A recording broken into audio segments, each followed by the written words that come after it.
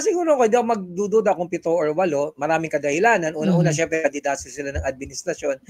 Malaking bagay yun. Pangalawa, aminin man natin, medyo yung mga tumakbo sa ilalim ng ticket ng administrasyon kasi, medyo familiar faces, ika nga may napatunayan na, kilala na natin, malapit sa masa. And in fact, if we were to go by personality-based politics, sila yung mas gusto na. Importante pagka-familiar ka kasi may pag-aaral, kapag kapalabutante, pag bumoto na senador, 5 lang at 6 makadalasan na iboboto niya.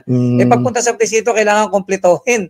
O yung ikaw kompleto niya pang 12, yung 6 na yon, yung kung hindi na familiar sa kanya. So that's number 1, familiar sila. Pangalawa, mas malakas talaga sila. Tingnan mo yung kandidato halimbawa ng PDP. Ang siguradong papasok lang doon si Bongo, siguradong papasok doon halimbawa si Senator Bato. And take note naka-apekto din yung pagka-aresto kay Pangulo Duterte. Isipin mo si Bongo, number 1 dati si Erwin Tulfo, na nalampasan na niya. So may impact. Hindi lang ganun kalaki yung impact doon sa mga ibang kandidato kasi yung mga kandidato na yon sa umpisa pa lang alam mong talo eh. Lucky Buloy, di ba? Kagaya ng iba pang mga kandidato sa ticket na yon. So kaya hindi sila mananalo. So I expect na maraming mananalo galing sa administrasyon. Now, whether or not they'd be loyal to Bongbong Marcos, depende. Alam mo naman ng mga senador, depende yan sa interest nila para sa 2028.